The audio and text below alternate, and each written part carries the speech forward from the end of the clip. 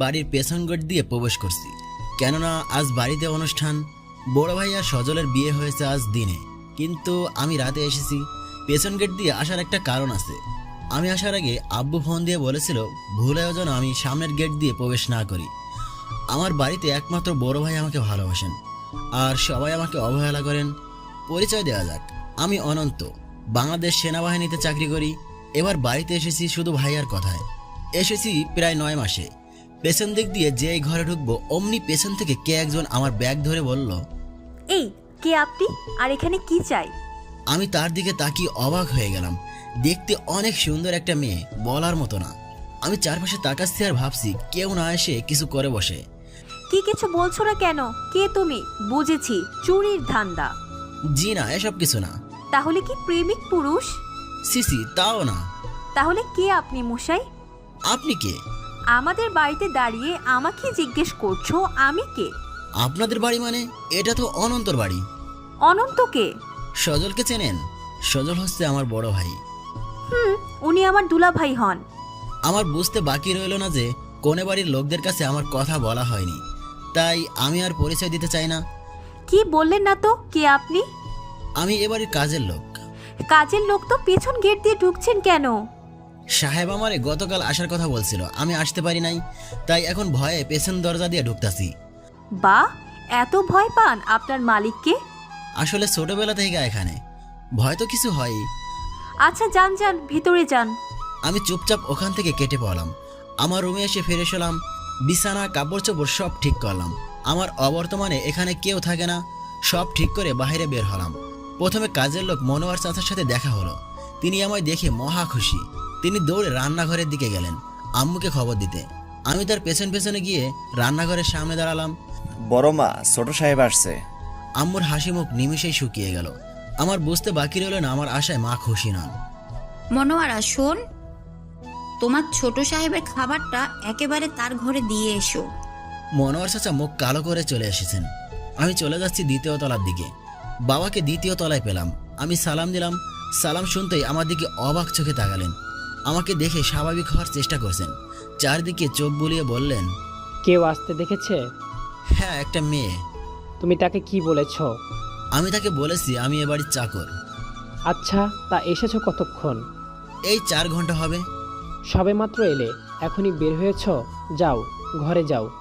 বড় ভাইয়ের সাথে দেখা করতে যাচ্ছি। ঠিক আছে, যাও। আমি বাবার কাছ থেকে চলে আসলাম। নিজের আপন মানুষের এমন কথায় অনেক কষ্ট হয়। এসব ভাবতে ভাবতে হাঁটছিলাম, পেছন থেকে ভাইয়ার কণ্ঠ ভেসে আসলো। কি কমান্ডার সাহেব, কেমন আছেন? ভালো, তুমি? এই তো ভালো। আব্বু আম্মুর সাথে দেখা হয়েছিল। আব্বুর সাথে দেখা হয়েছে, আর আম্মুর কাছে যাওয়াই হয় নাই। চল আমার সাথে, তোর ভাবিকে দেখবি। না ভাইয়া, কাল দেখব। কাল দেখবি কেন?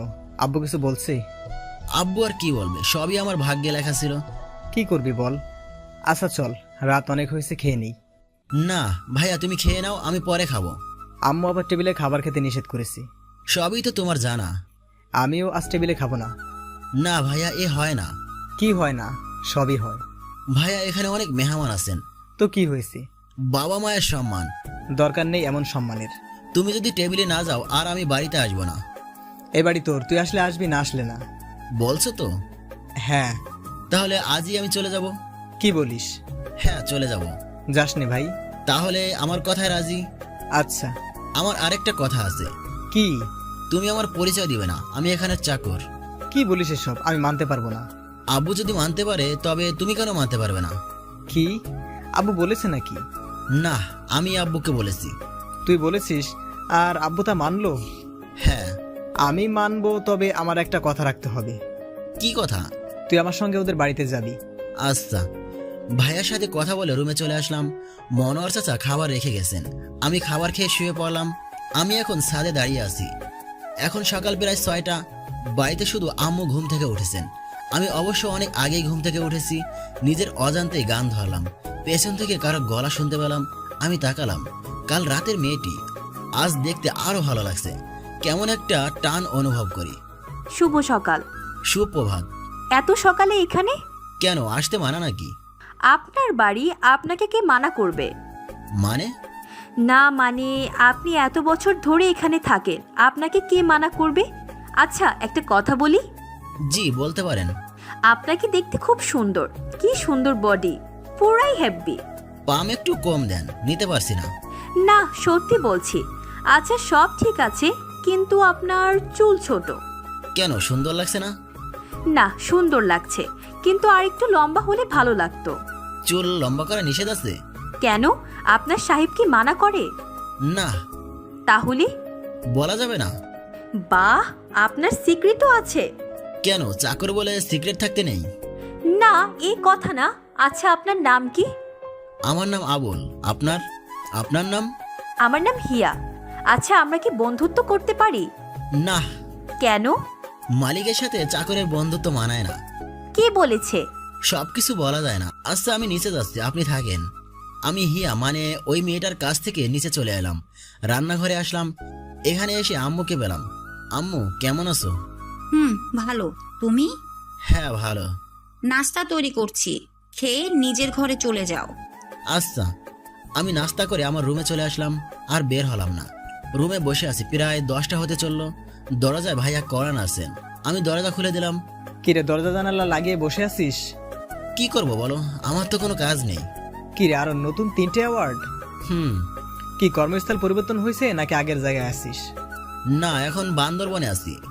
আচ্ছা কালকে রাতের কথা মনে আছে তো? কোন কথা? সে কি তুই ভুলে গেলি? কাল রাতে বললাম না আমার সাথে তোর ভাবিদের বাড়ি যেতে হবে? ও আচ্ছা, আমি তো ভুলেই গেছিলাম। রেডি হয়ে নে। এখনই? হুম। আচ্ছা। সাদার মাঝে কাজ করা একটা পাঞ্জাবি আছে না, ওইটা পরবি। আচ্ছা পড়বো, এখন যাও। যাবো কি, তুই চল আমার সাথে। কেন, কোথায়? তোর ভাবিকে দেখবি। না এখন না। এখন নাকি, চল আমার সাথে। ভাইয়া আমার হাত ধরে টেনে নিয়ে গেলেন। ভাইয়া বললেন, দেখ কাকে নিয়ে এসেছি। ভাবি কি যেন একটা কাজ করছিলেন, তিনি ভাইয়ার কথা শুনে তাকালেন। হিয়া আর কে যেন একজন মেয়ে, সেও তাকালো। কি খবর? আপনি তো এই ঘরের দিকে আসলেনই না। তুমি জানো ওকে? ইনি তো আপনাদের বাড়ির কাজের লোক, আবুল। ভাইয়ার মাথায় চরক গাছ। ভাইয়া এরকম আশা করেননি। ভাইয়া বললেন, তুমি ওকে জানো কিভাবে? উনি আপনার বাবার ভয়ে পেছন গেট দিয়ে প্রবেশ করায় ওনাকে জিজ্ঞেস করেছিলাম। ও। তারপর আমি নিচে বসে সবার সাথে আড্ডা দিলাম। বিকালে ভাইয়ার সাথে ভাবিদের বাড়ি যাচ্ছি। আমি পেছনের সিটে বসেছি। ভাইয়া, হিয়া আর চাচাতো বোন রিয়া বলেছিল সামনে বসতে, কিন্তু চাকরের সিট কি সামনে হয় কখন? তাই আমারও সামনে বসা হয়নি। উদ্দেশ্য সিলেট যাব, আর 1.5 ঘন্টা সময় লাগবে পৌঁছাতে। আমি হিসাব করেছিলাম আমার হাতে আর কতদিন সময় আছে, কারণ আমি ছুটি নিয়েছিলাম 5 দিনের। এসব হিসাব করার মধ্যে হিয়া বলল, আবুল, অনন্তকে? এ কথা বলতেই সবাই আমার দিকে তাকালো। আমি অপ্রস্তুত অবস্থায় বললাম, আমাকে কিছু বলছেন? হ্যাঁ, আপনি ওই দিন বললেন অনন্ত নামক একটা ছেলের বাড়ি, কিন্তু আমার জানা মতে দুলাভাইয়ের বাড়িতে এই নামে কেউ নেই, তাই জিজ্ঞাসা করলাম। ভাইয়া এবং রিয়া আমার উত্তরের জন্য বেশ আগ্রহ দেখাচ্ছে। ভাইয়া নিশ্চয়ই মনে মনে বলছে, দেখি কি উত্তর দেস তুই এবার। সজল ভাইয়ের একটা ছোট ভাই ছিল, তার নাম অনন্ত। সে 6 বছর বয়সে আত্মীয়র হাতে মারা যায়। দুলাভাইয়ের যে একটা ভাই ছিল সে সম্পর্কে তো আমরা জানি না। এটা জেনে তো কোনো লাভ নেই। সে মারা গিয়েছে 15 বছর আগে। তার সাথে তো আর কোনো লেনদেন নেই। আমি কি বোঝাতে চেয়েছি ভাইয়া তা ঠিক বুঝে গিয়েছেন। সত্যি কি দুলাভাই আপনার একটা ভাই ছিল? ও আমার এক ভাই। হিয়া মেম সাহেব, আপনি আমাকে বিশ্বাস করলেন না? আরে মেম সাহেব, আপনার সাথে কথা নাই। আবুল ভাই, তুমি কিন্তু জিনিয়াস। জিনিয়াস মানে কি গো আপা? তুমি জিনিয়াস মানে জানো না। কতটুকু লেখাপড়া করেছো? ক্লাস 8 পর্যন্ত। ক্লাস 8 পর্যন্ত পড়েও তুমি জিনিয়াস অর্থ জানো না? সব আমার পুরা কপালের সাথে মিশাইয়া খাইয়া ফেলছি। আহা আবুল ভাই, আর ঢং করো না তো। আবামনি, আমি আর কিছু কমো না। আমি চুপ হয়ে গেলাম। কিন্তু আল্লাহ মেয়েদের একটা মুখ দিয়েছেন, যা বন্ধু হবার নামই নেয় না। সারা রাস্তা তারা কথা বলেই গেল। ভাবিদের বাড়ি পৌঁছলাম 4টা 30 মিনিটে। আমরা গেটের কাছে যেতেই ভাইয়া আর ভাবিকে নিতে অনেকে বেরিয়ে এলো। আমি পেছন দিক দিয়ে সব কার্টুন বের করতে লাগলাম, কারণ চাকরের কাজ হলো মালিকের জিনিস বয়ে নিয়ে যাওয়া। আমিও তাই করছি। আমার সাথে কাজে হাত মেলালো ওই বাড়ির একজন চাকর, কারণ বর্তমানে সবাই জাত বুঝে সাহায্য করে। আমি ওই বাড়িকে জিজ্ঞেস করলাম নাম কি। সে উত্তর দিল, রাজা। কতদিন হলো এখানে? 8 মাস। তোর কতদিন হলো সাহেবগো বাড়িতে? বুঝতে পারলাম চাকর চাকরে যখন কথা হয় তখন তুই বলেই কথা বলে। 10 বছর। তাইলে তো বালাদান মারছোস। বোঝার পর থেকেই তো কামাই করতাছি। এই তো সেদিন আমগো সাহেবের কাছ থেকে করকরা দূরে 1000 টাকার নোট নিলাম। কি কয়ে নিছোস? বলছি মা অসুস্থ, টাকা লাগবে, আর সাহেবে বিশ্বাস কইরা দিয়ে দিল। তুই তো শালা শেয়ানা মাল। চল চল ভিতরে চল, নালে ডাক পড়বো। আমি ওর সাথে প্যাকেটগুলো নিয়ে ভেতরে চলে গেলাম। বাড়ির বাহির থেকে ভেতরে অনেক সুন্দর। বিয়ে উপলক্ষে বাড়ির রং দেওয়া হয়েছে। ভেতরে ঢুকতেই দেখলাম ভাইয়াকে অনেকেই প্রশ্ন করছে, আর ভাইয়া লাজুক লাজুক ভাবে তার উত্তর দিচ্ছে। আমার প্রচন্ড বেগ, বাথরুম চাপার ফলে বাথরুমে যেতে হচ্ছে। এরপর অবশ্য আর কারো সাথেই কথা হয়নি, একেবারে কথা হলো রাতে। ভাইয়া জিজ্ঞেস করলেন, আর কতদিন তুই থাকবি? আর 2 দিন। 2 দিন মানে? তুই এতদিন পর এলি, আবার এত তাড়াতাড়ি চলে যাবি? ভাইয়া আমি গেলে একজন ছুটি পাবে। তুই এখন কোন পদে আছিস? Commando special force. ভালো তো। আরে কি করছেন আপনারা? এই তো নিজেদের মধ্যে গল্প স্বল্প। দুলা ভাই, আব্বু বলেছে আপনাকে যাবার জন্য। ভাইয়া আর কিছু না বলে চলে গেলেন। আমিও ভাইয়ার পেছন পেছন যাওয়া শুরু করলাম। আরে আপনি কোথায় যাচ্ছেন? আমি নিশ্চুপ হয়ে হাসছি। আপনাকে দাঁড়াতে বলছি, দাঁড়ান। জি মেম সাহেব বলেন। কি মেমসাব বলছেন? এ কথা শুনে নিজেকে বৃদ্ধা মনে হয়। আর মেমসাব বলবেন না। আস্তা ম্যাম। ম্যাম কি? ম্যামও বলবেন না। জি আস্তা। আমার সাথে ছাদে চলেন। আর 2 দিন পর পূর্ণিমা, তখন রাতটা অন্যরকম লাগবে, এখন ভালো লাগবে না। বাহ, আপনি পূর্ণিমার হিসাব রাখেন। জি। ছাদে চলুন। আমার হাত ধরে টেনে নিয়ে যাচ্ছে ছাদে। ওদের ছাদটা বাড়ির মতো সুন্দর না, সব কোণে ময়লা জমানো, কিন্তু ছাদে নানান ধরনের ফুলের গাছ থাকায় ঘ্রাণ ছড়াচ্ছে। কিন্তু সবচাইতে বেশি রজনীগন্ধা সৌরভ ছড়াচ্ছে। আপনাকে না সন্দেহ হয়। কেন? আপনার আচরণে মনে হয় না আপনি কম শিক্ষিত। শিক্ষিত লোকদের স্পর্শে থাকলে এমনই হয়। তাহলে যে আপনি ইংরেজি জানেন না? সবার দ্বারা সব কিছু হয় না। আমি আপনাকে ইংরেজি পড়াবো, আপনি পড়বেন। আপনি কেন এ দায়িত্ব নেবেন? এত কিছু জানি না, আপনি পড়বেন কি না? জি না। কেন? আমার সময় নেই। খুব ভাব হয়েছে না আপনার? জানি না। আমি আপনাকে পড়াবো মানে আপনি পড়বেন। চিন্তা করব। আচ্ছা, আমার একটা কথা রাখবেন। কি কথা? আগে বলুন রাখবেন। চেষ্টা করব। না বলুন রাখবেন প্লিজ। একজন মানুষের এমন কথার উত্তর আর না বলা যায় না। আমি হ্যাঁ বলে দিলাম। ধন্যবাদ। কাল আমাদের কলেজে একটা অনুষ্ঠান আছে, সেখানে যেতে হবে। যেহেতু কথা দিয়েছি তাই যাব। আমি আস্তে বলে নিচে চলে আসলাম। জানি না হিয়া কখন ছাদ থেকে নেমেছে। খাবার টেবিলে আমি যাইনি, কারণ আমি রাতের খাবার খাইনি। আমি এসে রাজের বিছানায় ঘুমিয়ে পড়লাম, কারণ একজন চাকরের জায়গা আর একজন চাকরকেই ভালো দিতে পারে। রাত থেকেই অঝোরধারে বৃষ্টি পড়ছে। বর্ষা মাসে এখন বৃষ্টি রোজ হয়। আমি ঘুম থেকে উঠেছি অনেক ভোরে, আনুমানিক 4টা। এখন ভোরের আলো চারদিকে ফুটছে। আমি রাজার ঘর থেকে একটা ছাতা নিয়ে ছাদে চলে গেলাম। মুঘলধারে বৃষ্টির মধ্যে ছাতা নিয়ে দাঁড়িয়ে থাকা আনন্দের একটা বিষয়। আমি দাঁড়িয়েছিলাম, প্রায় 1.5 ঘন্টা পর হিয়া ছাদে আসলো। কি খবর? আপনি বৃষ্টির মাঝে কি করছেন? ভাবছি আর খুঁজছি। কি ভাবছেন আর কি বা খুঁজছেন? আমার অতীত। আচ্ছা রাখুন এসব কথা, আমাকে কেন খুঁজছেন? আপনাকে কাল বললাম না কলেজে অনুষ্ঠান আছে। ও হ্যাঁ, কেন অনুষ্ঠান কি ক্যান্সেল করা হয়েছে? না, ক্যান্সেল হবে কেন? আপনি যাবেন কিনা কনফার্ম করার জন্য খুঁজছিলাম। আমি তো কালই আপনাকে বলেছিলাম যাব। আচ্ছা আপনি কোন ক্লাসে পড়েন? অনার্স 3য় বর্ষ। আপনি তো অনেক শিক্ষিত। আচ্ছা কোন বিষয় নিয়ে পড়েছেন? ইংরেজি। ও বুঝেছি, তাই আপনি আমাকে ইংলিশ পড়াতে চান? মোটেও না, আপনাকে ভালো লাগে তাই পড়াতে চাই। আপনার মতিগতি উল্টো লাগছে, আর আমি একজন চাকর। সব কিছুতে আপনি চাকর চাকর করেন কেন? চাকর তো কি হয়েছে, আপনি প্রথমে মানুষ। আচ্ছা আমি নিচে যাচ্ছি, আপনি আসুন। আচ্ছা, আপনি আমায় দেখে শুধু পালান কেন? আমার কাজ আছে। ও হ্যালো, এটা আপনার বাড়ি না, এটা আমাদের বাড়ি। এখানে আপনার কোনো কাজ নেই। আমি কিছু একটা বলতে চেয়েছিলাম, ঠিক তখনই আমার ফোন এলো। আমি ফোন বের করে দেখলাম আর্মি হেড অফিস থেকে। হিয়া আমার ফোনের দিকে সন্দেহের চোখে তাকাচ্ছে। আমি কিছুটা দূরে গিয়ে কথা বলে আসলাম। তারা কি বলছিল তার অনুরূপ বলছি। কমান্ডার অনন্ত, আপনার 5 দিনের ছুটি থাকলেও আপনি আজ চলে আসবেন। কাল যেন আপনাকে পাই, একটা জরুরি ইনভেস্টিগেট করতে হবে। আপনি চলে আসুন। আপনার জন্য সিলেট ক্যাম্পে গাড়ি থাকবে। আপনি আজই চলে আসুন। এখন বৃষ্টি নেই বললেই চলে। আমি নিচে চলে যাচ্ছিলাম। হিয়া বলল, আবুল রেডি হয়ে যাও, সকাল সকাল যেতে হবে। আমি নিচে এসে ভাইয়াকে বললাম। ভাইয়া একটু রাগ করলেও বুঝেছে আমার হাতে কিছু নেই। নাস্তা করে রেডি হয়ে নিলাম। কালো প্যান্ট, কালো জুতা, কালো বেল্ট, সাদা শার্ট। একটা আর্মিদের ফর্মাল ড্রেস। হিয়ার সাথে গাড়িতে করে চললাম হিয়া কলেজের দিকে। এর মধ্যে আমাদের আর তেমন কথা হয়নি।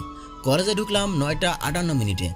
গাড়ি থেকে নেমেই আমি থমকে গেলাম, কারণ এই কলেজে আমি আগে এসেছি আর আমার অনেক বন্ধুরা এই কলেজে পড়ে।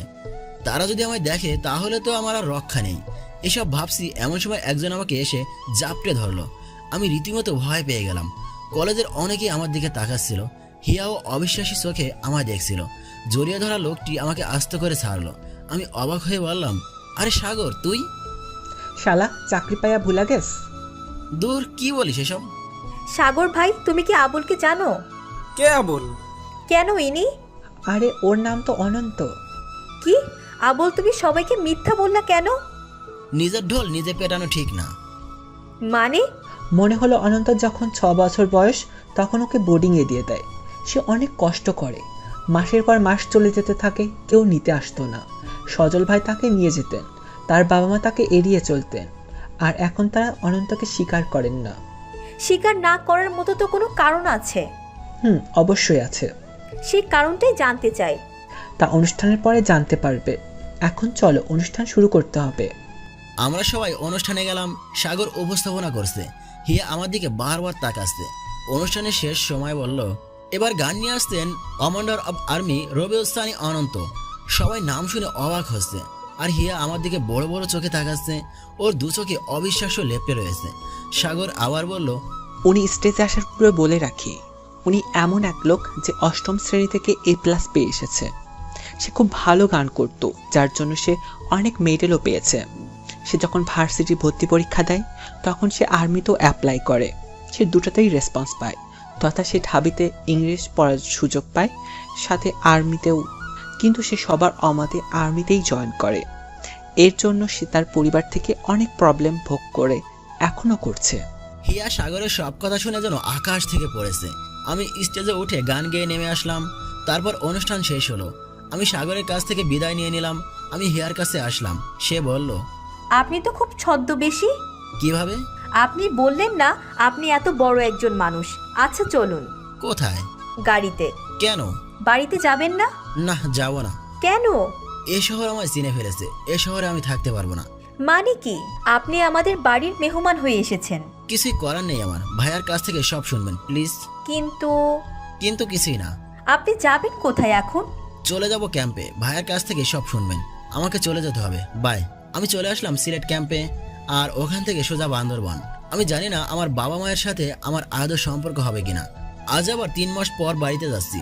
অবশ্য প্রায় 9 মাস পর ছুটি দেওয়ার কথা ছিল, কিন্তু 3 মাস পর দেওয়ার কারণ হলো আমাকে স্পেশাল ট্রেনিংয়ের জন্য ফ্রান্স যেতে হবে। তাই সবাইকে দেখার জন্য বাড়ি যাচ্ছি। ট্রেনে উঠেছি প্রায় 2 ঘন্টা, কিন্তু তা ছাড়ার কোনো নামগন্ধই নেই। এদিকে শরীরের কাপড় শরীরে শোকাচ্ছে। অনেকটা রেগে স্টেশন মাস্টারের কাছে গেলাম। স্টেশন মাস্টার বলল কিছুক্ষণের মধ্যেই ছেড়ে দেবে। আমি আমার সিটে এসে বসলাম। কিছুক্ষণের মধ্যেই চোখ জুড়িয়ে এলো। চোখ খুললো অনেক হইহুল্লোড় আর পাশে কারো কথা বলার আওয়াজে। চোখ খুলে দেখলাম পাশে একজন স্বাস্থ্যবান মানুষ বসে ফোনে কথা বলছে। জান, বেবি, বাবু এসব বলে কথা বলছে। সম্ভবত তার প্রেমিকার সাথে কথা বলছে। বয়সটা মোটামুটি আমার মতোই। আমাকে দেখে সে হাতের ইশারায় হাই বলেই আবার কথা বলায় মনোযোগ দিল। আমি তার পাশ কাটিয়ে বাথরুমে গেলাম ফ্রেশ হতে। পাবলিক টয়লেট সম্পর্কে সবার ধারণা আছে। ফ্রেশ হয়ে সিটে আসছিলাম, পেছন থেকে কে যেন বলল, আরে অনন্ত না? আমি পেছনে তাকালাম। পুরোপুরি চিনতে পারছি না বলে আমি ভুরু কুঁচকে তার দিকে তাকালাম। মেয়েটি তার বন্ধুদের বলল, আরে চিনেছিস, উনি হচ্ছেন সজল ভাইয়ের ভাই। সবাই আমার দিকে হাত বাড়ালো হ্যান্ডশেক করার জন্য। আমি সবার সাথে হ্যান্ডশেক করলাম, আর মনে মনে ভাবলাম উনি হলেন মিস হিয়া। আমি জিজ্ঞেস করলাম কোথায় গিয়েছিলেন? কোচিং থেকে ট্যুরে, চট্টগ্রাম। ও আচ্ছা, ঠিক আছে, আপনারা কথা বলেন, আমি সিটে যাই। আপনি আমাদের সাথে গেলে ভালো লাগবে। সবাই এতে সমর্থন করলো। ভাই, কলেজ ফাংশনে আপনার গান শুনে ফিদা হয়ে গিয়েছিলাম। আমি মুস্কি হাসলাম। আমি যখন শুনলাম আর্মির একজন উচ্চপদস্থ কর্মকর্তা তুমি, তখন অনেকটা শক খেয়েছিলাম। আর শক খেয়েছিলাম যখন শুনলাম আপনি আর্মিতে চান্স পাওয়ার পর এত ভালো ভার্সিটিতে ভর্তি হলেন না। সারুন এসব। আপনার আব্বু আম্মু কেমন আছেন? ভালো। আপনার সাথে কথা আছে, চলেন আপনার সিটে। আমার তো একটাই সিট, পাশের সিটে অপরিচিত লোক। আমি ম্যানেজ করছি। এই কথা বলে আমার পাশের সিটের লোকটিকে কি যেন বলে আমাকে নিয়ে আমার সিটের দিকে গেল। আমি অনেকটা ইমপ্রেস হয়েছি। একজন অপরিচিত মানুষকে কি বলে যে হ্যান্ডেল করলো আল্লাহ জানে। আমরা সিটে এসে বসলাম। তোমার আম্মু আব্বুর সাথে আর কথা হয়েছে? এতদিন কথা হয়েছে। যাক তাহলে। আচ্ছা, আপনাকে এত তাড়াতাড়ি ছুটি দিয়ে দিল যে? বাড়িতে আসছি সবার সাথে দেখা করার জন্য, 10 দিন পর চলে যাব। আচ্ছা, আপনার বাবা মা আপনাকে পছন্দ না করার কারণ কি এটাই ছিল? না। তাহলে? তখন 10ম শ্রেণীতে পড়ি। ঈদের ছুটিতে বাড়িতে এসেছিলাম। একদিন রাতের বেলা কি একটা কাজের জন্য দোকানে যাই। আমাদের গ্রামের মানিক মিয়া নামের এক ট্রাক ড্রাইভার আছে, সে মদ্যপান করত। ওই দিন রাতে সে মদ খেয়ে আমার বাবাকে গালি দিচ্ছিল। এক পর্যায়ে আমারও রেগে তার সমস্ত শরীর ছুরি দিয়ে কেটে দিয়েছিলাম। পাশে মানুষ থাকায় ওই লোকটাও বেঁচে যায় আর আমিও ফেঁসে যাই। আব্বু অনেক চেষ্টা করে আমার 2 বছরের জেল থেকে 5 মাসে আনেন। লোকটা কি মারা গিয়েছিল? না, তবে সুস্থ হতে অনেক দিন লেগেছিল। তাহলে এই ঘটনা। তা আবুল সাহেব, তুমি অনেক শুকিয়ে গেছো। আমি খিক করে হাসলাম। আজও কি আপনি পেছন গেট দিয়ে ঢুকবেন? জানি না। আচ্ছা, একটা কথা বলি, কিছু মনে করবেন না? কি বলুন? আপনি কি কখনো প্রেম করেছেন? করেছি না, এখনো করছি। মানে বুঝলাম না। দেখুন, যদি আমার দেশকে না ভালোবাসতাম তাহলে এত কষ্টে বনে ঘুরতাম না। আরে ওই ভালোবাসা না। তাহলে কোন ভালোবাসা? আপনি কি কোনো মেয়েকে ভালোবাসেন? আমি হিয়ার প্রশ্নের ধরন বুঝেছি হিয়া কি বলতে চায়। ভালোবাসি। হিয়া দুঃখিত সুরে বলল। মেয়েটার নাম কি? কোন মেয়েটা? আরে যাকে আপনি ভালোবাসেন। আরে উনি তো আমার আম্মু। মনে হলো হিয়া মিটিমিটি হাসছে, আবার বলল, এই মেয়ে না। কোন মেয়ে? আপনি কি বিয়ে করবেন না? না। কেন? বিয়ে আমাদের জন্য না। কেন? আপনারা কি মানুষ না? মানুষ, তবে সব মানুষের বিয়ে করা সাজে না। বিয়ে করা কিন্তু সুন্নত। আপনি কি সব সুন্নত মানেন? সব মানা আর এটা না মানায় পার্থক্য কি? এ সুন্নত অনেক পরে, এর আগে অনেক সুন্নত রয়েছে, সেগুলো আগে মানুন। আপনার সাথে তর্ক করতে চাই না, পরে দেখা যাবে আপনি যুক্তিতে আমার সাথে পারবেন না। আমি কিন্তু যুক্তিবিদ্যা ভালো বুঝি। আমিও কিন্তু বাস্তববিদ্যা ভালো বুঝি। মোল্লার দৌড় মসজিদ পর্যন্ত। মেয়েরা কিন্তু রান্নাঘর। তুমি কি আমার সাথে তর্ক করতে চাও? যুক্তির মানুষ তর্ক বুঝে না। তোমার সাথে কথাই বলবো না। সত্যি? 3 সত্যি। কতক্ষণ কথা বলবেন না? 3 মিনিট। 3 মিনিট কি নীরবতা পালন করবেন নাকি? না। তবে মনে মনে আপনাকে গালি দিব। ঠিক আছে। কি ঠিক আছে? আপনি গালি দিন, আমি শুনছি। আমি মনে মনে গালি দিব, আপনি শুনবেন কি করে? উপলব্ধি করব। এ আমি জানি হিয়ার নীরবতা 3 মিনিট কখনোই আসবে না, কারণ সে কখনোই চুপ করবে না। আমাদের শহর থেকে অনেক দূরে, তবে বর্তমানে অনেক উন্নত হয়েছে। ট্রেন থেকে নেমেছি রাত 4টায় আর গ্রামে পৌঁছলাম সকাল 6টা 8 মিনিটে। শীতের সকাল, গ্রামের রাস্তায় হাঁটা আমার খুব প্রিয়। আচ্ছা, এসব কথা পরে হবে। বাড়ি পৌঁছাতে সময় হয়ে গেছিল প্রায় 7টা। আজ আর পেছন গেট দিয়ে নয়, আজ সাহস করে সামনের গেট দিয়ে এসেছি। যা হয় দেখা যাবে। দরজা দিয়ে ভেতরে ঢুকেই প্রথমে পড়ে ডাইনিং, ড্রয়িং আর একপাশে রান্নাঘর। আজ প্রথমবারের মতো বাড়িতে ঢুকে কেমন যেন অচেনা অচেনা লাগছে। উপরের তলা সিঁড়ির পাশে বড় ফ্রেমে আমার ছবি লাগানো, পরনে স্পেশাল ফোর্সের কালো পোশাক।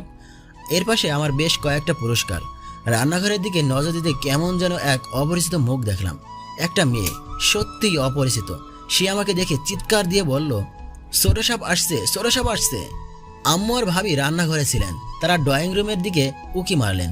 ভাইয়া সম্ভবত বাড়িতে নেই, না হলে আসার কথা। আম্মু রান্নাঘর থেকে ছুটে আসছেন, পেছনে ভাবিও। আসসালামু আলাইকুম আম্মু।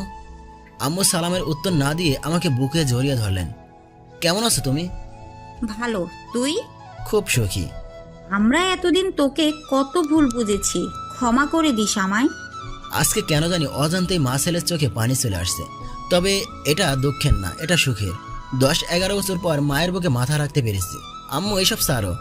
আম্মু আমাকে জড়িয়ে ধরে কাঁদছেন। ভাবির চোখের কোনায়ও পানি। ভাবি সম্ভবত মনে মনে বলছেন, অনেকদিন পর ছেলেটা মাকে পেল। আম্মু কান্না বন্ধ করো, নয়তো চলে যাবো এক্ষুনি। আম্মু এবার কান্না বন্ধ করেছেন। কেমন আছো তুমি? এই তো ভাবি, তোমার খবর কি? এই তো আছি। আম্মু অনেক খিদে লাগছে, কিছু খাবো? আম্মু আমার মুখের দিকে তাকিয়ে রান্নাঘরে দৌড়ে গেলেন। আমার জন্য 4টা ভাপা পিঠা নিয়ে আসছেন। পৃথিবীর সব পিঠার চেয়ে আমার কাছে ভাপা পিঠা শ্রেষ্ঠ। পিঠা খেয়ে নিজের রুমে গিয়ে ফ্রেশ হয়ে আসলাম। ভাবিকে জিজ্ঞেস করলাম ভাইয়ার কথা। ভাবি বললেন, ভাইয়া খেতে গেছেন। আজ প্রায় 5 বছর পর আমার পুরনো সিমটা ওপেন করলাম। নাম্বারটা আমার খুবই প্রিয় ছিল। এমনি ওয়াদাও করেছিলাম এ সিম সারা জীবন ব্যবহার করব, কিন্তু একটা বজ্জাত মেয়ের কারণে তা হয়নি। আচ্ছা থাক, তা পরে বলবো। সিমটা ফোনে লাগিয়ে ওপেন করতেই একসাথে প্রায় 1000+ ফোন ও SMS আসলো। নাম্বারটা আননোন। এত মেসেজ কোন আননোন নাম্বার থেকে? সবারই কোনো অপরিচিত জিনিস জানার কিউরিসিটি বেশি থাকে। আমিও তার বিপরীত না। একটা মেসেজ পড়লাম। মেসেজটা এমন: তোমার চলে যাওয়াটা ঠিক ছিল, আমি ভুল করেছি, ক্ষমা চাওয়ার মতো মুখ আমার নেই। তবুও যদি এক বিন্দু ভালোবাসো কখনো আমার জন্য তোমার হৃদয়ে শূন্যতা সৃষ্টি করে থাকে, তাহলে একটা ফোন দিও। মেসেজ পড়ে বুকটা হাহাকার করছে। এই সেই মেয়ে যাকে আমি সবচেয়ে বেশি ভালোবেসেছিলাম। এই মেয়ের ভালোবাসা দিয়েই মা বাবার দুঃখটা ভুলে থাকতে চেয়েছিলাম। দ্বিতীয় মেসেজ: আজ 2 বছর 8 মাস 29 দিন তোমার ফোন বন্ধ। তোমাকে অনেক দিচ্ছি, মেসেজ দিচ্ছি, জানি না তুমি এ সিম আর ব্যবহার করবে কিনা। যদি ব্যবহার করে থাকো তাহলেও জানিও না সিম চালু করার পর আমার মেসেজ পাবে কিনা। যদি পেয়ে থাকো প্লিজ একটা ফোন দিও, অপেক্ষায় থাকবো তোমার ফোনের। এসব মেসেজের মানে তারাই বোঝে যারা এসব বিষয়ে হার মেনেছে। এই মেয়েকে আমায় ফোন দিতে হবে, না হলে আমার শান্তি নেই। আমি আমার রুমে চলে আসলাম। মেসেজ আসার নাম্বারে কল দিলাম, রিং হচ্ছে, সাথে বুকের ভেতরটা দুমড়ে মুছতে ভেঙে যাচ্ছে। চোখ দিয়ে অঝধারা জল পড়ছে। প্রচণ্ড রকম ভালোবাসতাম মেয়েটাকে, এখনও মনে হচ্ছে কিছুটা ভালোবাসি। না হয় এমন হওয়ার কথা না। 4 বার রিং হওয়ার পর ফোনটা রিসিভ হলো। ওপাশে যে ফোন ধরেছে সে নিস্তব্ধ, আমিও নিস্তব্ধ। প্রায় 1 মিনিট পর কান্নার শব্দ ভেসে আসতে শুরু হলো। আমার চোখ তো অনেক আগেই নীরবে কান্না শুরু করে দিয়েছিল, কিন্তু এখন ওর কান্না শুনে মনে ভাত ভেঙে আমি ফুপিয়ে ফুপিয়ে কান্না শুরু করলাম। কান্না চলছে অবিরাম। 3 বছরের প্রেম আর 5 বছরের ব্রেকআপ, এর সব স্মৃতি আমার মনে পড়া শুরু করলো। ঈশার সাথে কাটানোর সময়, তাকে ছাড়া কিভাবে থেকেছি সে সময়। ভালোবাসা সত্যি অনেক কষ্টের। ঈশা কান্না কান্না কণ্ঠে বলল, কেমন আছো? আমি চোখ মুছতে মুছতে বললাম, আল্লাহ রাখছেন একরকম, তুমি? ভালো। তা এতদিন পর মনে পড়লো? মনে তো সব সময় পড়ে, তবে যোগাযোগ হয়নি। এই এখন বললাম বলে বানিয়ে বলছো? তুমি জানো আমি বানিয়ে কথা বলি না। তা এখনো কি পিয়ানো বাজাও? না, এখন আর আগের মতো বাজাই না। কেন? তুমি একমাত্র ছিলে যে আমার কোলে মাথা রেখে মুগ্ধ হয়ে পিয়ানো বাজানো শুনতে। অনেক মিস করছি। কাকে? তোমার ভুবন ভোলানো হাসি। এ হাসি এখন বিলুপ্ত। কেন? তোমার পিয়ানো শুন না শুনলে যে হাসিটা আসতো না। তুমি অনেক পড়ানো টাইপের কথা জানো। ছেড়ে দিয়েছি এসব। কেন? ওই একই কারণে। আর কাউকে জীবনে জায়গা দিয়েছো? আমার হাতে সে সময় নেই। আমাকে জিজ্ঞেস করলে না যে? তুমি তো তখনই আমাকে রেখে অন্য একজনকে লাইফে যোগ দিয়েছিলে। একটা কথা রাখবে? কি? আর কেঁদো না প্লিজ, আমার সহ্য হচ্ছে না। আচ্ছা তুমি কি এখনো সিগারেট খাও? হ্যাঁ খাই, তবে বেনসন ছাড়া খাই না। আর তুমি তো কাঁদছো। আমার চোখ আর কণ্ঠ আর আমার আওতায় নেই। কখন কি করে তারাই জানে। আর কেঁদো না। আচ্ছা কি করছো আজকাল? এই তো সিএসসি শেষ হবে এবছর। তা তুমি কোথায় পড়ো? নিশ্চয় ঢাবিতে। চান্স পেয়েছিলাম, তবে আমি আর ভর্তি হয় নাই। তাহলে কি করো আজকাল? এই তো আর্মিতে আছি। কি, তুমি না কষ্ট সহ্য করতে পারতা না? অভ্যাস হয়ে গিয়েছে। দেখা করতে পারবে না। কেন? আমি পরশুদিন ফ্রান্সে চলে যাব। কেন? ওইখানে ট্রেনিং আছে। আচ্ছা ঈশা, ভালো থেকো, রাখি, কাজ আছে অনেক হাতে। আমাদের কি আর কখনো কথা হবে না? জানি না, ভালো থেকো। আমি ফোন রেখে দিয়েছি। ঈশা আমার প্রথম এবং শেষ প্রেম। আর হয়তো কেউ আসবে না আমার জীবনে ভালোবাসা হয়ে। আমার পরিবারের সাথে তেমন সম্পর্ক না থাকায় আমি সবসময় মন মরা হয়ে থাকতাম, আর কখনো চেহারার দিকে খবর নিতাম না, তাই দেখতে খ্যাতিই ছিলাম। যখন 10ম শ্রেণীতে পড়তাম তখন ঈশাদের কোচিংয়ে ভর্তি হই। ঈশার সাথে প্রথম কথাতেই ও আমাকে ঝাড়ি দেয়, কিন্তু জানা ছিল না ঝাড়ির পরে যে প্রপোজ করবে। আচ্ছা ঘটনা বলি। আসসালামু আলাইকুম। আরে এ তো দেখি পুরাই মদনা। এক ক্লাসে পড়ি আবার সালাম দেয়। আমি চুপ করে দাঁড়িয়ে আছি। কিরে, তুই হাসতে জানোস না? আমি চুপ। আমাদের সাথে পড়োস 3 মাসের উপরে, তা কারোর সাথে কথা বলোস না। খুব ভাব, তাই না? আমি প্রয়োজন ছাড়া কথা বলি না। মুখে মুখে কথা বলতে জানোস? ঘুষি মেরে নাক ফাটাইয়া দেবো। আর মুখে মুখে কথা বললে? আমি ধিক্কারের হাসি হাসিলাম। ওই এখানে হাসির কি হলো? শালা দেখতে তো খ্যাত টাইপ, আর ভাব 1 কেজি। আমি ওর কাছ থেকে সরে যাচ্ছিলাম। ঈশা আমার শার্টের কলা ধরে বলল, এই কোথায় যাস? আমি কি তোর যাইতে কইছি? আপনার সাথে কথা বলতে ভালো লাগছে না। ভালো না লাগলেও কথা বলতে হবে। কেন, আপনি কে হন আমার? আরে পোলা দেহি মুখে মুখে কথা বলে। পোলা কথা বলতে পারে না, কিন্তু সব জায়গায় কথা বলি না। আচ্ছা ছাড় এসব। কাপড় চোপড় তো ভালোই, তাহলে এমন খ্যাত ভাবে থাকিস কেন? আমার এভাবেই থাকা ভালো লাগে। আমার ভালো লাগে না, এভাবে থাকবি না। আপনি বলে দেবার কে? মতলব কি? বুঝোস না? কি বুঝবো? ন্যাকা সাজছ? ন্যাকা সাজার কি আছে? মন দিয়ে শুন, একটা কথা বলি। বলেন। আমি তোরে ভালোবাসি। I love you. মানে? তোরে আমি ভালোবাসি। আমি তো দেখতে খ্যাত। থাক, আমার সমস্যা নাই। By any chance are you flirting with me? না, ঘটনা সত্য। তোরে প্রথম দিন দেখার পরেই ভালো লাগছে। দুঃখিত, আমি পারবো না, আমার স্বপ্ন অন্য কিছু। তো কি হয়েছে? আমারও তো স্বপ্ন অন্য কিছু, তাই বলে প্রেম করতে পারবো না? না, আমি পারবো না। তুই না পারলেও আমি পারবো। ঠিক আছে, আমি যাই। আমি ঈশার পাশ থেকে চলে যাচ্ছি। ঈশা পেছন থেকে ডেকে বলছে, দেখি তুই কতদিন দূরে থাকিস। আসল ব্যাপার হচ্ছে আমি প্রথম থেকে ঈশাকে কিছুটা লাইক করতাম। তখন ভাবতাম এটা একতরফা, কিন্তু এটা জানা ছিল না ঈশাও যে আমাকে পছন্দ করে। দিন দিন ঈশা আমাকে তার প্রেমে আবদ্ধ করছিল। একটা সময় মায়া অনুভব করা শুরু করলাম। তবে ঈশার প্রেমে আমি সেদিনই পুরোপুরিভাবে পড়ি, যেদিন প্রথম ঈশার পিয়ানো বাজানো শুনি। আর সেদিন ঈশা আমার হাসিতে পাগল হয়। আমাদের প্রেম চলতে থাকে। স্কুল লাইফ শেষ করে একই কলেজে ভর্তি হই। কলেজে ওঠার পর বেশ কয়েকটা বন্ধুর কারণে গান গাওয়া শুরু। ভালোই ছিল গলা, আর ভালোই চলছিল আমার আর ঈশার প্রেম কাহিনী। আমি ঈশার কোলে মাথা রেখে শুতাম আর ভুবন ভোলানো হাসি দিতাম, আর ঈশা পিয়ানো বাজাতো। আমাদের কলেজ জীবন শেষ সময় কখন আসে তা নিজেরাও বলতে পারি না। আমাদের টেস্ট পরীক্ষা শেষ দিন দেখলাম ঈশার হাতে লাল গোলাপ, সাথে অনেক হ্যান্ডসাম একটা ছেলে। আমি ঘাবড়ে গিয়ে ঈশার কাছে গেলাম। এই ঈশা, তুমি এখানে? ঈশা আচমকা আমাকে দেখে অস্বস্তিতে পড়ে গেল। তুমি এখানে? তোমাকে দূর থেকে দেখলাম। উনি কে, তোমার ভাই? ভদ্রলোকটা বলল। আরে কে রে তুই?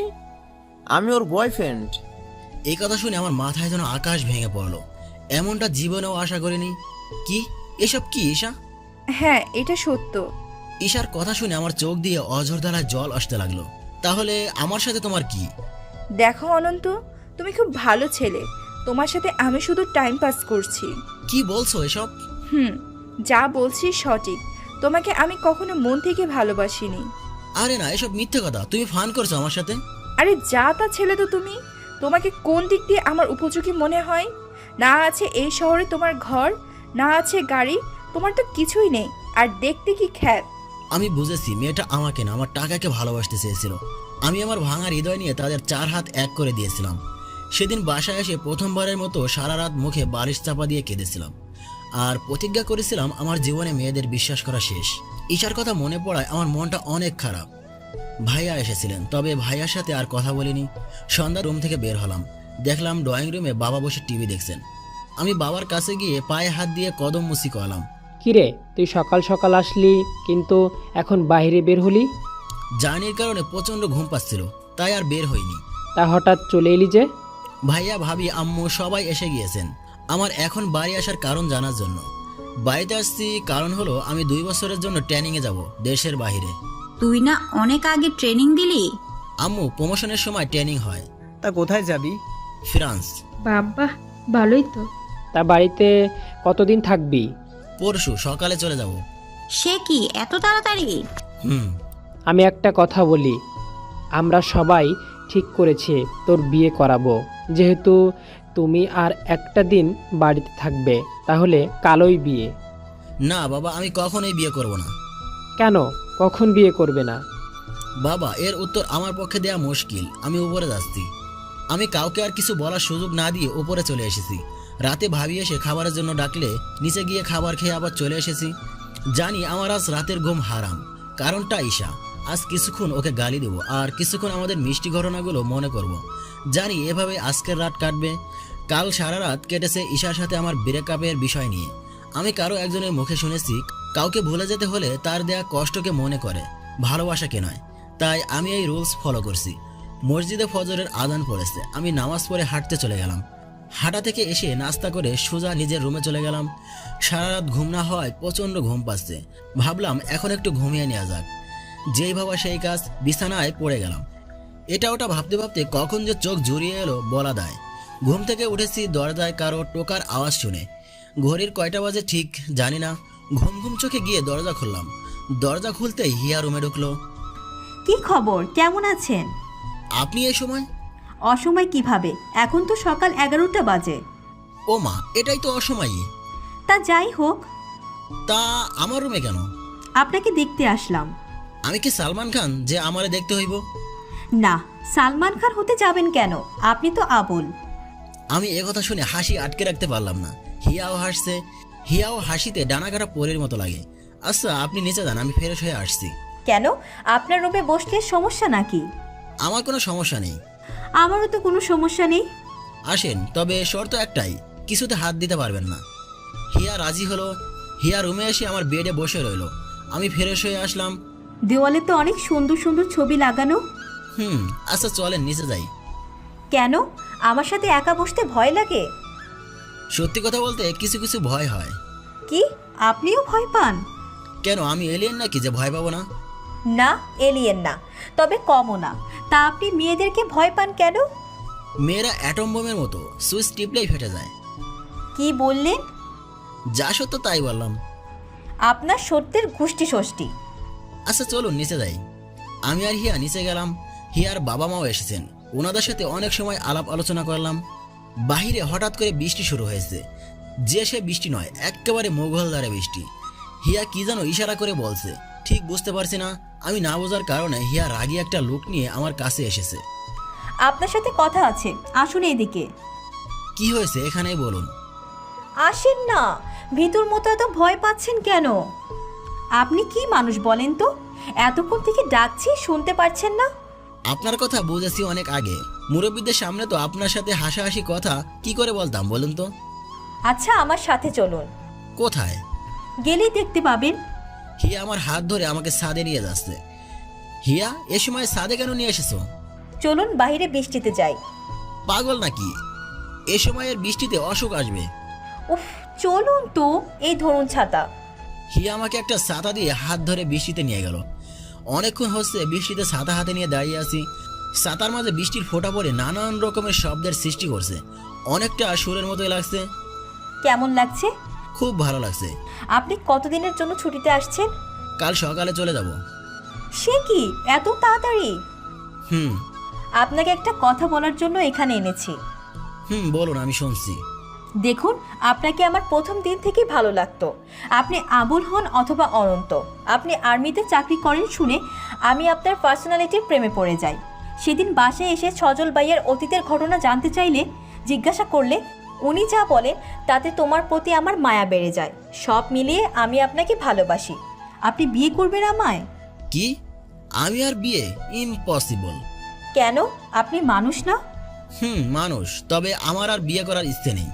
তার মানে? মানে হলো আমি আপনার প্রপোজাল ফিরিয়ে দিচ্ছি। আপনার খুব ভাব, তাই না? হতে পারে।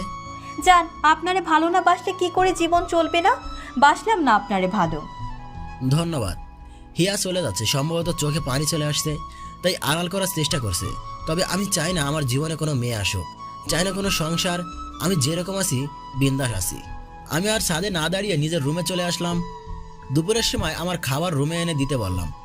ভাবি রুমে এসে খাবার দিয়ে গেছেন, আবার আমি খাবার পর সব কিছু নিয়েও গেছেন। তার মানে হিয়া ভাবিকে কিছু বলেনি। বিকেল হয়ে এসেছে, মসজিদে মুয়াজ্জিন আসরের আজান দিচ্ছেন। এমন সময় ভাইয়া রুমের দরজায় কটকাটালেন। আমি দরজা খুলে দিলাম। কিরে, সারাদিন রুমে কি করিস? ধ্যান। পীর ফকির নাকি যে ধ্যান করিস?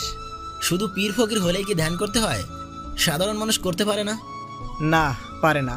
সাধারণ মানুষ একটা না কিছুদিন ধ্যান করলে সেও পীর হয়ে যায়। বাহ, আমি তো জানতাম না। চল, নামাজে যাবি না? নামাজে যাওয়ার সময় কেউ তেমন কথা বলেনি। ভাইয়া তসবিহ সহ টিপতে টিপতে ব্যস্ত ছিলেন, আর আমি মিহি আর নীলির দুশ্চিন্তায়। নামাজ পড়ে ভাইয়া বললেন, চল এদিক সেদিক একটু হেঁটে আসি। আমিও না করলাম না। কিছুক্ষণ পর ভাইয়া বললেন, তোর কালকে বাবা মা এর মুখের উপর না করাটা ঠিক হয়নি। কোন ব্যাপারটা? এই যে বিয়ের ব্যাপারটা। ও ওইটা? আমার বিয়ে করার কোনো ইচ্ছে নেই। কেন, পছন্দ আছে নাকি কেউ? না, কেউ পছন্দ নেই। তাহলে বিয়ে করবি না কেন? এই বিয়ে শাদী একেবারে পছন্দ না আমার। তোকে একটা কথা বলি। কি কথা বলো? আমার শালিকা হিয়াকে তোর কেমন লাগে? লাগে একরকম। তাহলে ওর সাথে কথা বলি। কোন ব্যাপারে? তোর বিয়ের ব্যাপারে। তুমি কথা বলার দরকার নেই, ওই এসেছিল কথা বলার জন্য। মানে কি? ও এসে বলল ও আমাকে ভালোবাসে। তাহলে তুই কি বললি? আমি কি বলবো, আর না করে দিয়েছি। কি? কেন? এটা তো ঠিক হয়নি। আর ও তোর জন্য কত কি করেছে। আরে ওরে তো আমি বোনের অ্যাঙ্গেলে ফ্রেন্ড মনে করি, আর ও কি করেছে এমন আমার জন্য? আরে ওই তো বাবা মায়ের কাছে তোকে রিপ্রেজেন্ট করেছি, তাই তো বাবা মা তোকে এত আদর করে। কি? হিয়া এসব করেছে? হিয়া করেছি। আর তুই কি না ওকে? তাহলে তো হিয়াকে এমন কথা বলা ঠিক হয়নি। আচ্ছা ঠিক আছে, ওকে আমি সরি অ্যান্ড থ্যাঙ্কস বলে দেবো। এসব করার জন্য কি সরি এবং থ্যাঙ্কস ডিজার্ভ করে? বলো তো তাহলে আর কি করতে পারি? বিয়ে করে ফেল। অসম্ভব, আমি ওকে মন থেকে চাই না। আর তুমি কেন এসব শুরু করেছো? আমি সকাল সকালে চলে যাব আর তুমি ঝগড়া করছো আমার সাথে।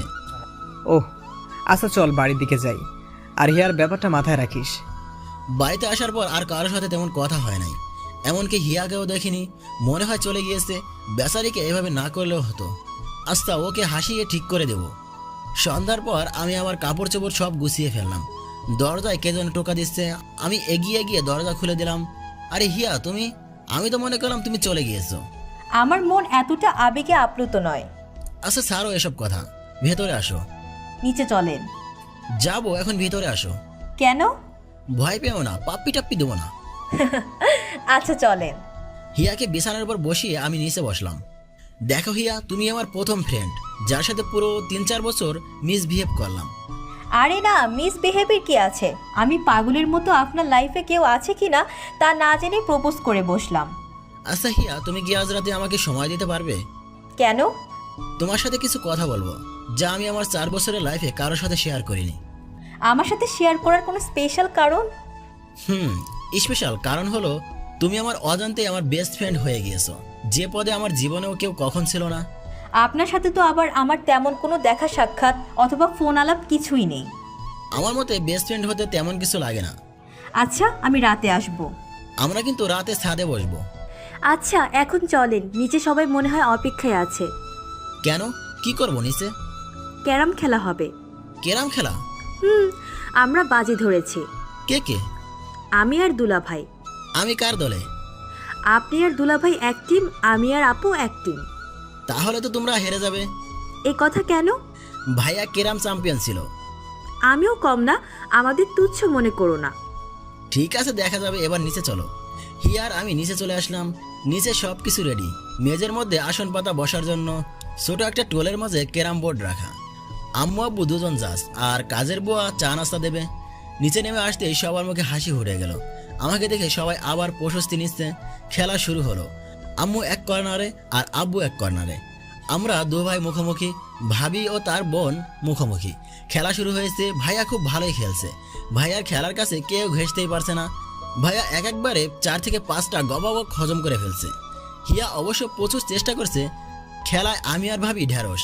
এ জাতীয় খেলায় বাঁশির প্রচলন আছে কিনা জানি না, কিন্তু এটুকু এদিক সেদিক হলেই আম্মু অথবা আব্বু বাঁশি বাজাচ্ছেন। পরপর 3 ম্যাচ আমরা জিতেছি। আমাদের পয়েন্ট এখন 19। হিয়া জেতার হাল ছেড়ে দিয়েছে। আরেক ম্যাচ শুরু হয়েছে। বুঝলাম না ভাইয়া এই ম্যাচ একেবারে বাজে খেলেছে। আমরা হেরে গিয়েছি। পরপর 2 ম্যাচ হেরে গিয়েছি। আমি বুঝতে পারছি না কারণটা কি। আমি ভাইয়ার দিকে ফলো করা শুরু করেছি। দেখলাম ভাইয়া যখন স্ট্রাইক হাতে পায় তখন ভাবি নিজ দিক দিয়ে চিমটি দিচ্ছে। আমি বুঝলাম ভাইয়া কেন খেলতে পারছে না, কিন্তু আমিও ভালো খেলতে পারছি না। হিয়া অবিকল ভাইয়ার মতো খেলছে, যার কারণে আমরা হেরে গিয়েছি। হিয়া এবং ভাবি সবাই উল্লাস করছে। হারার কারণে শাস্তি হচ্ছে আমাদের রান্না করতে হবে। আমার এই চুক্তিটা জানা ছিল না। আমি একেবারে রান্না করতে পারি না। ভাইয়া অবশ্য টুকটাক রান্না করতে পারে। ভাইয়া জানে কি করবে। রান্নাঘরে আসলাম, সবই ঠিকঠাক করা আছে। কিরে অনন্ত, তুই কি রান্না বান্না কিছু জানিস? আমি শুধু চা বানাতে পারি। কিরে তুই তো দেখছি রান্না বান্নায় একেবারে ঢেঁড়স। কি আর করার, তুমি কি কিছু পারো? অনেক আগে রান্না করেছিলাম। ঠিক আছে যা পারো তাই রাধো। তুমি তো আবার ভাবিস চিমটির প্রেমে পড়ে ম্যাচ হারলে। তুই দেখেছিস? শুধু আমি না, সবাই দেখছে। এবার ভাবিকে বলো রান্না করতে। ওকে ডাকলে মান সম্মান সব শেষ। ভালো, তুমি রান্না করো, আমি যাই। মানে কি? মনে হলো তুমি একা রান্না করো। আমি একা কিভাবে রান্না করব? ঠিক আছে, আমি ভাবিকে ডাক দিয়ে বলে দিচ্ছি। আমি ভাবিকে ডাক দিয়ে চলে গেলাম আবার আমার কুটুরিতে। ভাবছি হিয়াকে নিয়ে কি বলা যায় আজ রাতে। হিয়াকে মেনে নেওয়া অনেক কষ্টের। আল্লাহ জানে আজ কি বলি রিয়াকে। নিজের রুমে কতক্ষণ বসেছিলাম ঠিক মনে নেই। ভাবি এসে ডেকে নিয়ে গেলেন। ভাত খেতে বসে আবার শুরু হলো প্রতিদ্বন্দ্বিতা। দুলাভাই কিন্তু একা রাঁধেনি। আমি দেখছি ভাইয়া একা রান্না করেছে। না, আপুও সাহায্য করেছে। ভাবি গিয়ে ভাইয়ার সাথে গল্প করছেন, আমি দেখেছি। সব দেখা সব সত্যি হয় না। হিয়া ঝগড়া করার মোড়ে, কিন্তু আমার আব্বু আম্মু যে পাশে আছেন তা ওর খবর নেই। ভাইয়া কথার মাঝখানে ঢুকলেন, বললেন, আমাকে যে সাহায্য করে থাকুক না কেন, তার তো কোনো সমস্যা হচ্ছে না। সে তো কিছুই বলছে না। তাহলে তোমরা কেন ঝগড়া করছো? আরে এখন তো উনি আপনার নিজের মানুষ হয়ে গিয়েছেন, এজন্য। ভাইয়া ভাবি নিজের দিকে মুখ দিয়ে বসে আছেন। হিয়া কি বলেছে বুঝতে পেরে জিব্বায় কামড় দিয়েছে। ভাত খাওয়া শেষ করে আরো কতক্ষণ আড্ডা হলো, তবে সেখানে হিয়া প্রায় চুপই ছিল। আড্ডার পর সবাই সবার রুমে চলে গেলেন ঘুমানোর জন্য। আমি আমার রুম থেকে ঠান্ডার চাদর নিয়ে ছাদে গেলাম। আমি গিয়ে হিয়াকে ছাদে পেলাম। মনে হয় ও শোনার জন্য আগ্রহ বেশি। আরে হিয়া, তুমি কখন এলে? এই তো এলাম। আচ্ছা, তোমার আব্বু আম্মু কেমন আছেন? আপনার এখন মনে হলো আমার মা বাবার কথা? ভালো আছেন। আচ্ছা হিয়া, তুমি গতকাল না এলে ট্যুর থেকে? কেন? এখন যদি বলি কাল এসেই আজ আমাদের বাড়ি, তাহলে বেচারির মন খারাপ হয়ে যাবে। তাই এটা এড়িয়ে যাওয়াই ভালো। না, আচ্ছা চলো ওইদিকে চলো, ওইখানে বসবো। আচ্ছা চল। আমি আর হিয়া ছাদের এক কোণায় বসেছি। হিয়া চুপ করে আছে, আমিও বর্তমানে চুপ। কিভাবে বলবো বুঝতে পারছি না। এর চাইতে ভালো ওকেই প্রশ্ন করি। আচ্ছা হিয়া, তুমি কি আমার কাছ থেকে কিছু জানতে চাও? জানার ছিল অনেক, কিন্তু আপনাকে ভয় হয়। আমাকে ভয় হয়? কিসের ভয়? যারা আর্মিতে থাকে তাদের সবাইকে সাধারণ মানুষ ভয় পায়। আমি মৃদু হাসি হাসিলাম। আকাশে অনেক সুন্দর উজ্জ্বলময় চাঁদ উঠেছে। চাঁদের আলোয় ছেয়ে গেছে চারদিক।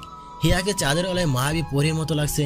হিয়ার চেহারার দিকে তাকিয়ে থাকার খুব ইচ্ছে করছে, কিন্তু সব ইচ্ছা সবসময় পূরণ করা সম্ভব হয় না। বলো, কি জানতে চাও? আপনি কি কাউকে পছন্দ করেন? আমার পছন্দের তালিকা তো অনেক বড়।